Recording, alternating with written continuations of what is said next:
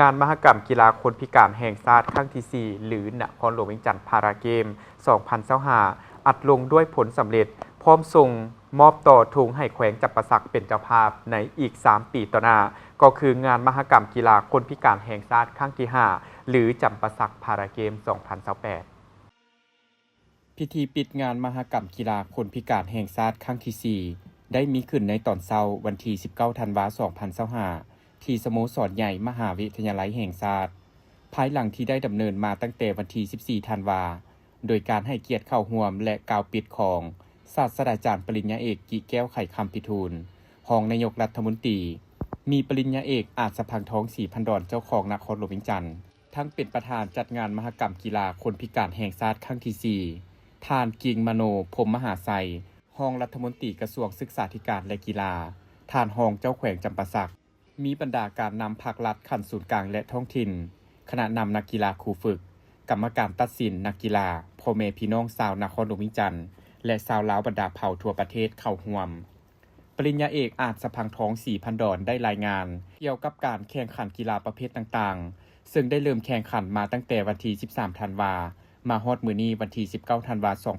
2025ได้มีผลสำเร็จตามจุดประสงค์ระดับคาดหมายที่คณะรับผิดชอบกรรมการและอนุกรรมการแต่ละฝ่ายวางไว้ทุกประการ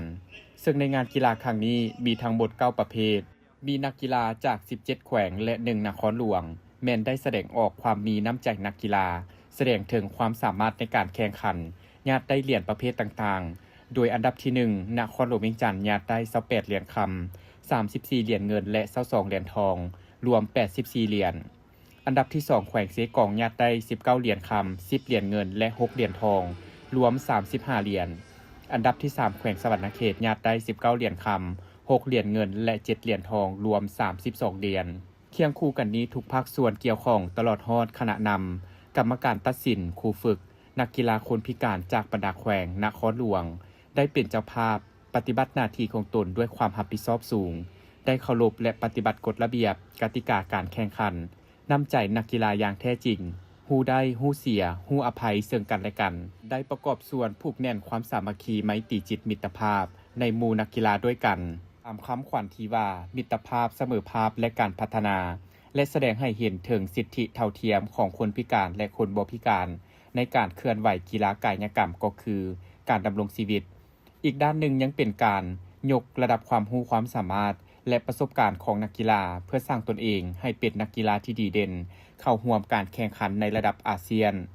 พาราเกมเอเชียนพาราเกมและพาราปิกเกมได้เป็นอย่างดี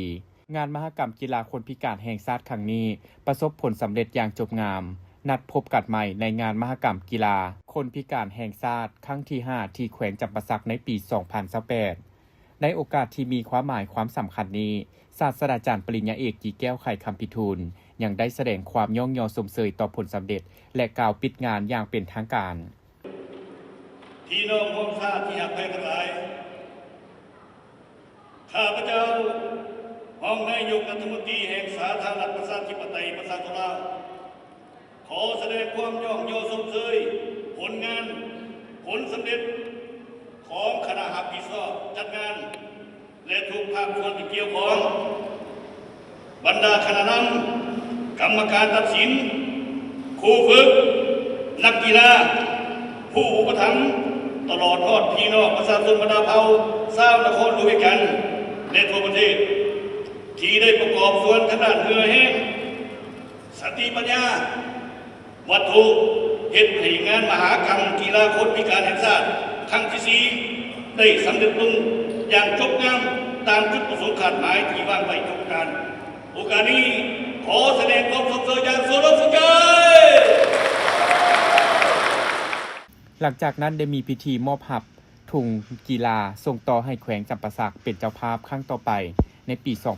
2028 ต่างหน้ามอบโดยทานโพคำไสยศรหัวหน้าห้องว่าการนครหลวงเวียงจันทร์และหับโดยทานสมบูรณ์เฮืองวงศาร